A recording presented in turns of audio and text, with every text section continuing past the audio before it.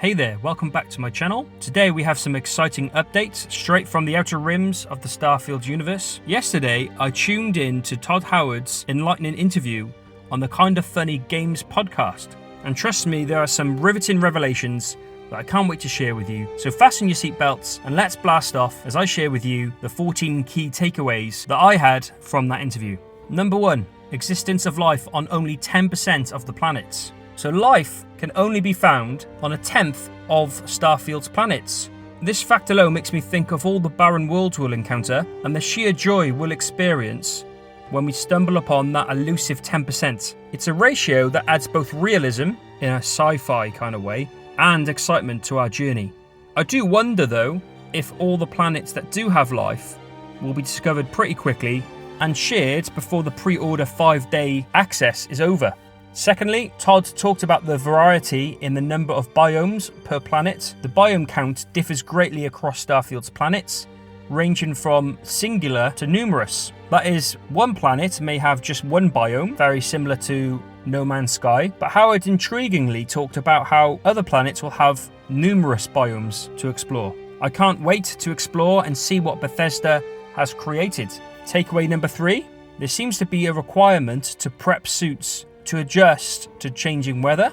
The game introduces a mechanic of suit preparation tied to weather fluctuations. Again, this is a feature that we see in No Man's Sky, where upgrading your exosuit to consider toxic and temperature conditions. I wonder how this will work in Starfield. This feature adds an element of survival that I think makes the gameplay more immersive. I can already imagine myself getting caught off guard by a sudden storm. Takeaway number 4, profitability of thorough planetary and system surveys. So thorough exploration in Starfield promises significant financial returns. This makes exploration not only an adventure, but a lucrative career path in the game. Who else is ready to be the next interstellar cartographer? Number 5, there seems to be a food chain amongst the alien creatures. We have predators and prey, hunters and the hunted. I love how Todd described how we could land on a planet and discover all the animals have been killed by an overpowered predator. I just find that really fascinating.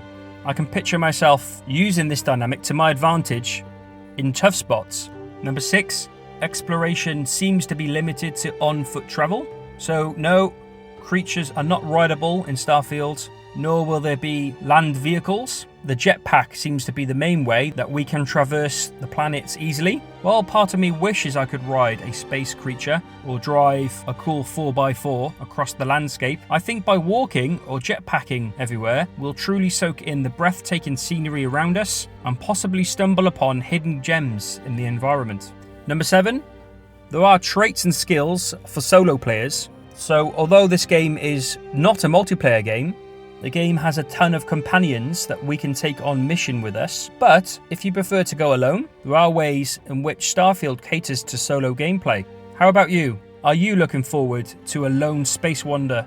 Takeaway number 8, there is a possibility to assign companions to unused ships. So if you have a companion that you just don't really want to have around, they can be allocated to idle ships. But imagine the potential for fleet management and deeper strategic gameplay, which is something I've always enjoyed. Takeaway number 9. So Starfield seems to allow for an all-robot ship crew. Now I think that was one of the stranger questions put to Todd, and his answer was fairly ambiguous. But it does seem to be a possibility for an all-robot crew, which could be quite exciting for potential narratives and unique interactions.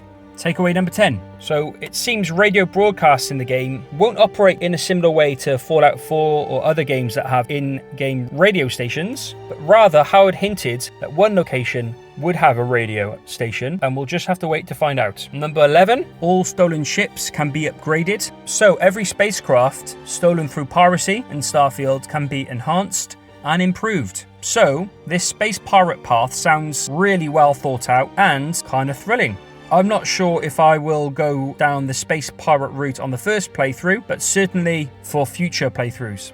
Takeaway number 12. Ship construction is a late-stage endeavour. So building a ship in Starfield seems to be a higher tier, higher skill and resource-intensive endeavour. It's something that's going to push players to grind those credits and to develop the necessary skills and resources to be able to build the ship of your dreams. You won't be able to build ships right near the beginning. It seems to be a later stage game mechanic. Takeaway number 13, high satisfaction with Creation Engine 2. We learned that Todd Howard expressed strong approval for the capabilities of Creation Engine 2. He was particularly pleased with volumetric fog, and I have to say, personally, watching the gameplay and the trailers, I have to agree, the lighting just looks incredible. And takeaway number 14, saving my favourite to last. It seems that when we upgrade to a new skill, we unlock a patch that we can attach to our spacesuit. And I just think that's incredible. I love that small touch. No doubt Starfield is full of little touches like that. And so that's it, folks. Those were the major takeaways from Todd Howard's interview, giving us a glimpse of what to expect from the breathtaking universe of Starfield. As always, I'd love to hear your thoughts on these insights. What are you most looking forward to? What are your hopes for the game? Feel free to leave your comments down below. And don't forget to hit that like button if you enjoyed this video. And if you haven't already, consider subscribing for more Starfield content. Until next time, keep your eyes on the stars and your feet on the ground.